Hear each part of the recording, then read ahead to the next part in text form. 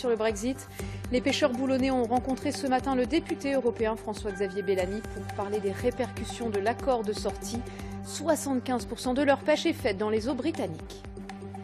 Nous prendrons la direction d'un autre port, celui du Havre, d'où Thomas Rouillant, le skipper dunkerquois, partira dans 10 jours pour la Transat Jacques Vabre. Direction le Brésil avec un nouveau voilier révolutionnaire. Thomas Rouillant sera en direct avec nous. Et puis, il est une tradition où le patois, le rire et l'histoire d'une ville s'entremêlent. La revue boulonnaise a pris ses quartiers au théâtre Monsigny de Boulogne-sur-Mer. Notre équipe a assisté à la représentation hier soir.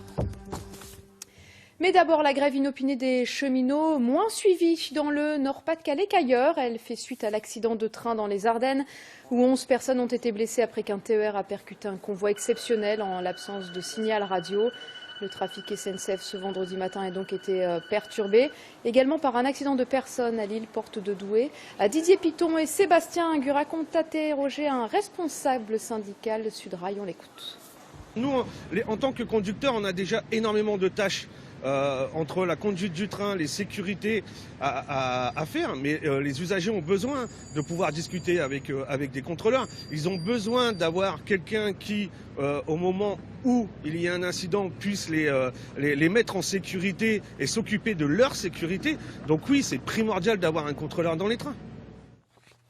Le député européen François-Xavier Bellamy, en charge de la commission pêche, a rencontré les professionnels du secteur tôt ce matin à Boulogne-sur-Mer. Le Brexit changera des choses dans leur manière de travailler, quoi qu'il arrive. Il faudra encore patienter, par contre, pour savoir à quelle sauce ils vont être mangés. Reportage de Justine Rex et Pascal Maillot. Ils l'ont tous en tête en ce moment. Le Brexit pèse comme une chape de plomb sur les pêcheurs boulonnais. François-Xavier Bellamy, député européen et membre de la commission de la pêche, a fait le déplacement pour écouter leurs revendications. Si demain les Britanniques se mettent à pêcher sans prendre en considération les quotas qui sont appliqués aux pêcheurs européens, ça peut être une catastrophe écologique pour le poisson, pour la durabilité de la pêche. Ça peut être aussi une catastrophe économique dans laquelle à la fin tout le monde sortira perdant. Pour les pêcheurs, il est nécessaire que l'accord les autorise à aller dans les eaux britanniques. On n'est pas serein parce qu'on ne sait pas du tout à quelle sauce on va être mangé, on va dire. Et parce que on passe 70% du temps, on va dire, dans les eaux anglaises. Donc si on n'a plus le droit du tout d'y aller, pour nous ça va être très très contraignant, quoi. La coopérative maritime, elle se veut rassurante et croit toujours en un accord. Ils ont besoin de nous, au moins de notre marché, ça c'est certain. Nous on a besoin effectivement de continuer à aller dans les zones où on a toujours travaillé. Donc je pense que j'espère que la raison l'emporte. Demain, les pêcheurs auront une première réponse. L'accord approuvé par l'Union européenne sera soumis au vote par le Parlement britannique pour être validé ou rejeté. Une mauvaise nouvelle confirmée pour l'emploi dans l'Avesnois, la fermeture d'une entreprise centenaire, les aciéries et forges d'Anor, près de Fourmies. Après plusieurs années de redressement judiciaire et un été à espérer un repreneur, l'usine fermera bien ses portes. Elle employait 68 personnes. Image tournée ce matin par Bertrand Théry. Justice et les réquisitions en appel sont plus lourdes qu'en première instance. Hier à Douai, le tribunal jugeait Florian pour le meurtre d'une fillette de 2 ans l'an passé.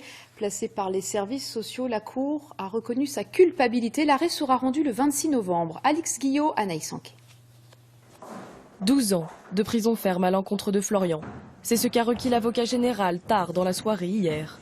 Une peine plus lourde que celle demandée en première instance. L'adolescent, âgé de 14 ans au moment des faits, avait été condamné à 8 ans d'emprisonnement en juin. Hier, la famille espérait comprendre l'acte du jeune homme atteint de troubles psychologiques, mais jugé responsable par les experts. Je pense que la famille est contente parce qu'au-delà de ça, il parle. Donc on a quand même des explications qu'on n'avait pas eues en première instance et ça me paraît en effet essentiel pour comprendre.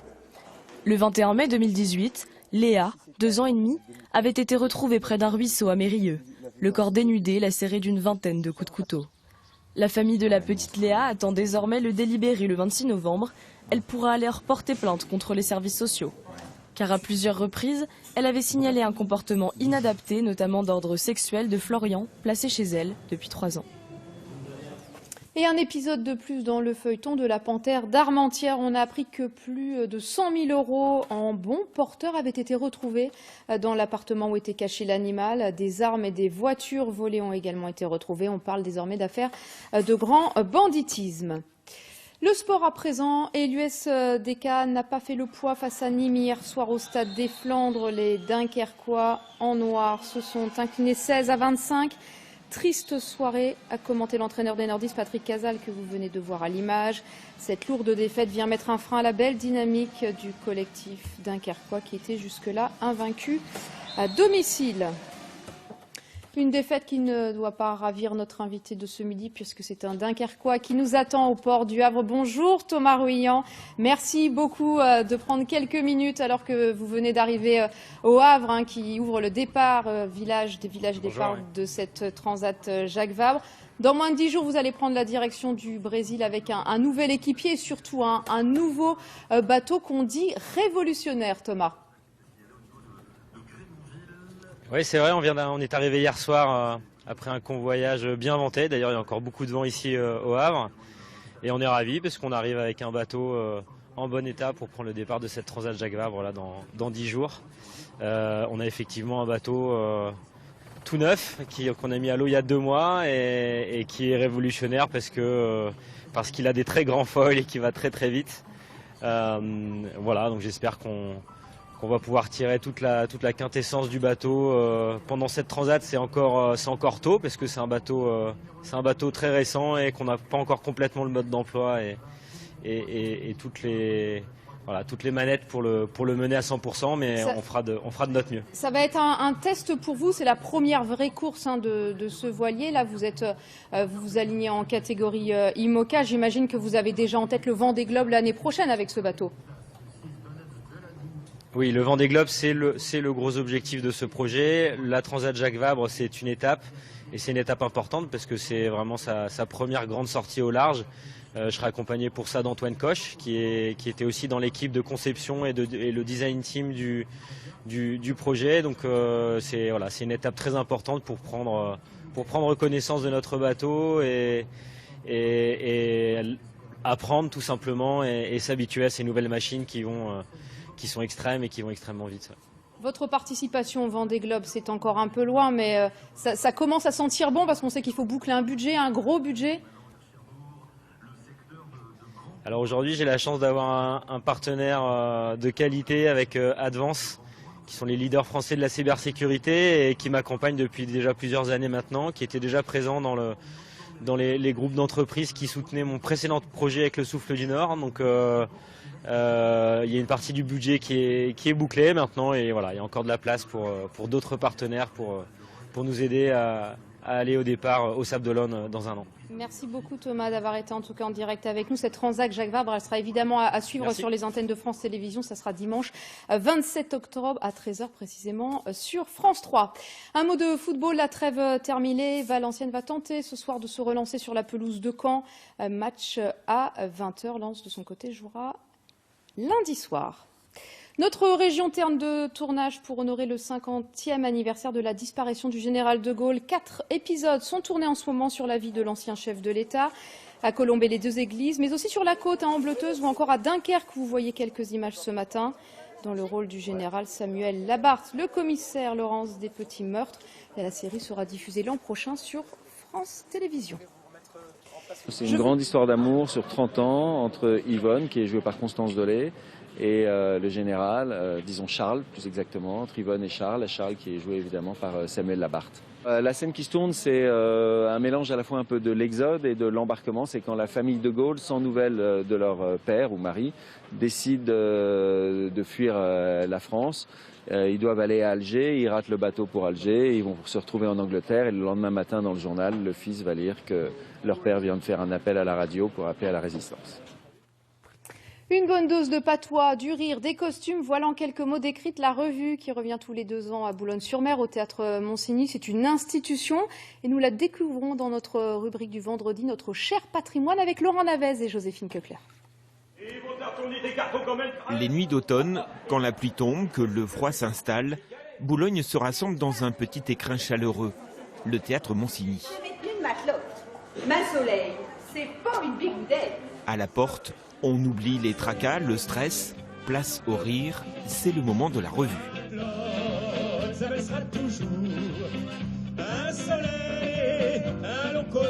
La revue, c'est une dizaine de comédiens, amateurs pour la plupart. Personnages incontournables, Baptiste et Isabelle, un marin-pêcheur et sa matelote, deux figures emblématiques de l'histoire boulonnaise.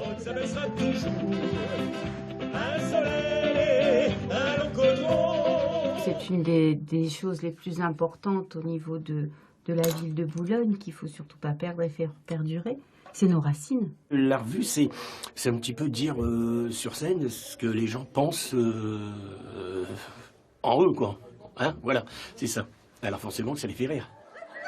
Les textes tout en patois s'inspirent de la vie quotidienne, de l'actualité, de la politique. Et depuis toujours, le maire est l'une des cibles privilégiées. Cette fois-ci, le maire est aussi jeune papa, bientôt en campagne, du pain béni.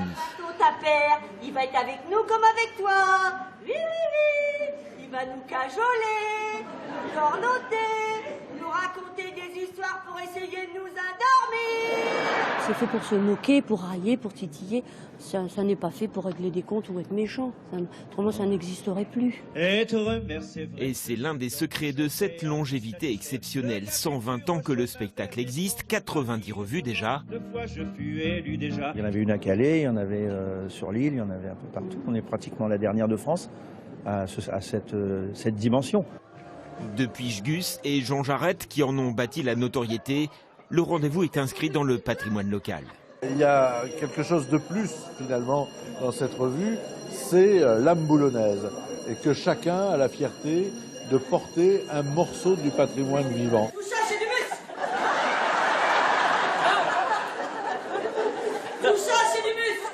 C'est apprécié, c'est attendu, ça fait plaisir. C'est le fait de charrier un peu tous les gens du coin, mais gentiment, quoi. C'est ce que je crois que c'est ce qui fait rire les gens. La revue boulonnaise, c'est 1 500 000 spectateurs depuis la création, une comédie de la vie qui traverse le temps sans prendre de rides. La guerre aux automobilistes est déclarée à Lille, en tout cas à ceux qui ne paient pas leur stationnement. Une voiture munie de caméras roulera bientôt en centre-ville, capable de détecter tous les fraudeurs. C'est le sujet du jour d'Askip avec Marie-Noël Grimaldi. Vous connaissez ça ? Bah va falloir s'y mettre. À ce qu'il paraît, la police a une arme fatale pour verbaliser.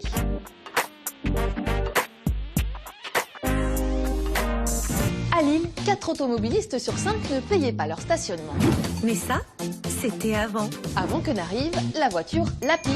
LAPI pour lecteur automatique des plaques d'immatriculation. Pas de bol pour les fraudeurs, elle est capable de contrôler jusqu'à 1500 véhicules par heure. Alors, comment ça marche? D'abord, à Lille, on est obligé de donner son numéro de plaque pour payer le stationnement. Ensuite, la voiture LAPI n'a qu'à passer. Sur son toit, 4 caméras photographient toutes les plaques d'immatriculation. À gauche, à droite, à gauche, à droite, à gauche, à droite, à gauche, à droite. Et tout ça à 30 km/h. De quoi détrôner les meilleurs agents. Un papillon parti par là, attention, Marie Parvan joue bien du crayon. Avec les photos du LAPI, des agents municipaux vérifient l'infraction et hop, vous recevez un petit courrier. 17 € à payer. Bon, pas de miracle, hein. Pour les stationnements gênants ou les places handicapées, ça ne fonctionne pas encore. Mais la voiture peut faire le tour des 10 000 places payantes de Lille plusieurs fois par semaine. Et ça, ça pourrait donner envie à d'autres mairies de s'équiper. Parce que Lille espère doubler le taux de paiement du stationnement, donc doubler ses recettes, 9 millions d'euros en 2018. Bref, une voiture vite rentabilisée, enfin je dis ça, je dis rien. C'est la fin de cette édition. Après la météo, votre journal national ce soir. Et pour toute cette fin de semaine, c'est Christelle Massin qui vous informe. Excellent week-end. À bientôt.